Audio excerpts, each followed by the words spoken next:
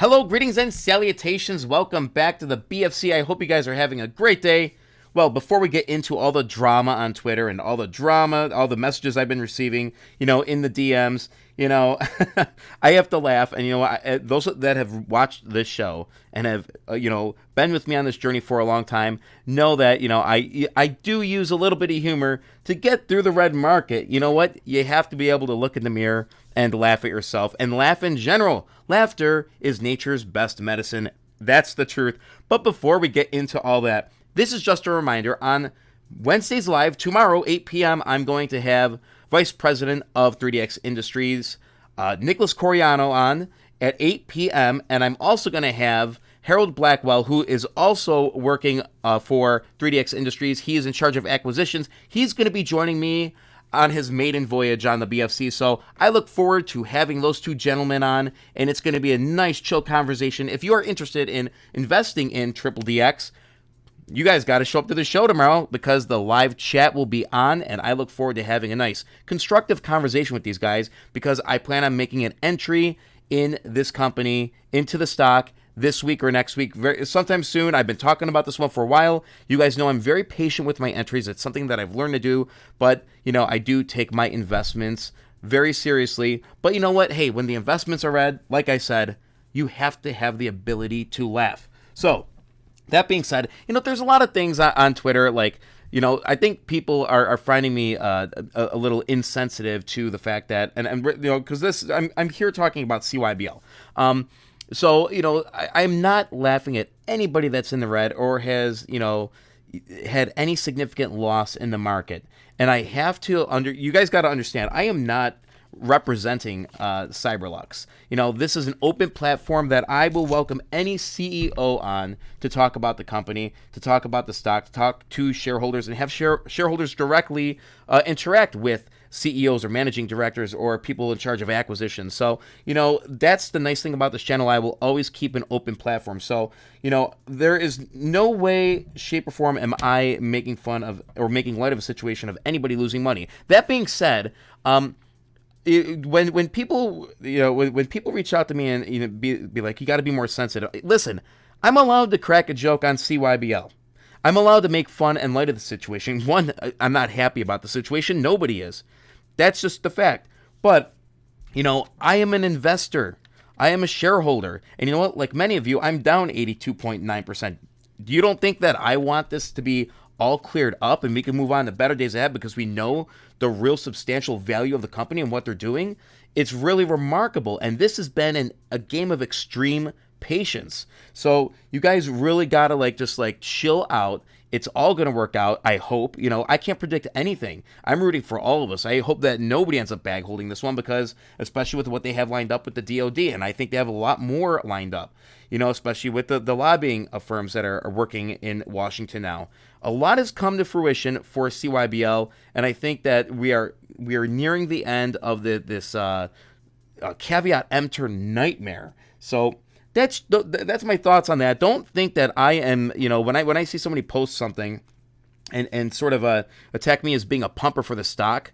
One, that's not the case. I'm not being paid to pump any stock. I'm covering a stock that I invested in. I'm covering a stock that I did due diligence on. I'm covering a stock in which I had the CEO and a major investor on the channel. And I have no problem sharing that information with you guys. But I'm not going to be called the pumper because, you know what?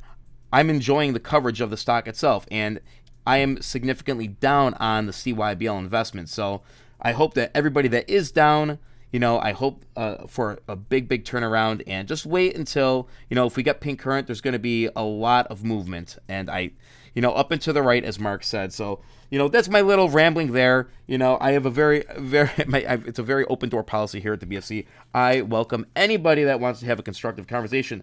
So, that being said, yes, we did get an amended filing from CYBL today.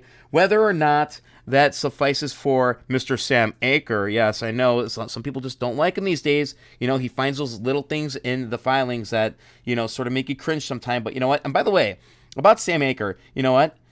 I got to say, his report on QID was rather tough. Overall, he does tend to, and maybe he is naturally biased to AITX. Whatever. I don't care. He's always welcome on the channel. I am going to have him back on because I do want to talk ILIS and QIND with him, and that's going to be a really interesting conversation.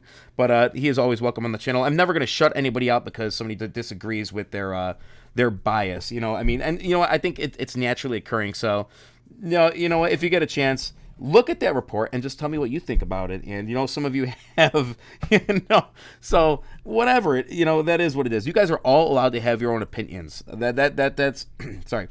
You guys are allowed to have your own opinions. And, that's that. I encourage that. I encourage openness on this channel.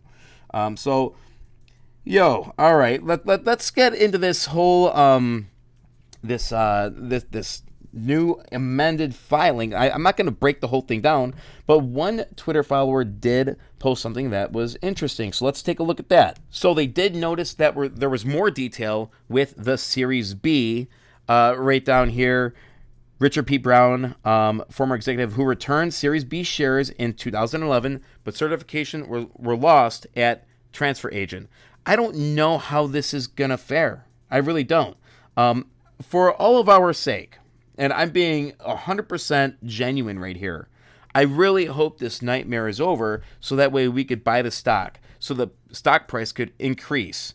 The value of this company is going to increase with everything that they're doing right now. So I want the CE gone. I want them to do share buybacks, as you all do, and I want to see this price moving and grooving because this is one DoD-related stock or related company, CyberLux, that should be in a surge right now. It really should. They have ambition and they have incentives to reach the 10-cent mark and the 25-cent mark, and I think they want to go far beyond that. So, this is going to be a really stressful couple weeks for us. It is, because we're going to wait for that CE to come off, and I know many of you, your patience is wearing thin, and I get it. I'm down 83%. So what I'm going to do, I'm going to put this whole filing in the description below. You guys could sift through it. I did look at Sam Akers' Twitter. He is going to put out a video sort of breaking this thing down. And you know what? You got to take your Aker tolerance medication, especially when he says stuff you don't like. And like he says, it's not going to be the first and last time he pisses somebody off. But, so hopefully he has some good insight in regards to this. And some of you may be like, well, I don't really give a shit what Sam Akers thinks, so whatever. Listen, the one thing that I want you guys to realize is that everybody is entitled to their own opinion. I just, prefer that we all be respectful of it. That's just the kind of person that I am and I try to be. So, that being said, I think that, CYBL is going to have crazy revenues. I think they're going to get a ton of government contracts, and I do think they have acquisitions in the works because how are they going to manufacture all these drones? So that's my rant about CYBL, and keep it positive. Keep following this channel. I will always make sure I cover this one because one, this is one of my long-term investments. Two, I know a lot of you have been invested in the stock for many years, and I think things are finally going to come to fruition. And just keep it positive. That's all I ask. Keep it positive and just really put things in perspective. All right. If you look at things through a negative lens all the time, then I couldn't be that person. I couldn't see myself being somebody that always is like, well, what if this and what if that, and this could happen. Well, anything could happen. I know. Back to the Sam Akers thing. That's how a lot of people view Sam Akers. That he'll tear down a filing that's not AITX, and I'm gonna bust his balls a little on the AITX thing next time he's on the show, which is gonna be great. So Sam, if you're listening, I can't wait to have you back on. Oh, and speaking of AITX, I reached out to the CEO, and I think I'm gonna have him on in a couple weeks because I'd like to have a nice conversation with him on the BFC. But listen, I like to look at things through a positive lens. Sam Akers does look at those red flags. He looks for the red flags because he's a very conservative investor. So I'm gonna pick his brain on a couple more things. But as for CYBL, I'm holding this one long and strong. I have high conviction in this. I am Team CYBL all the way. And don't mistake my jokes for insults, guys. I'm wishing you all the best in your investments. I'm never rooting for anybody to lose money or have any type of hardship. That's all I got. Remember, there is more that binds us than breaks us, and we need to think of that more often. You guys have a great day. Peace.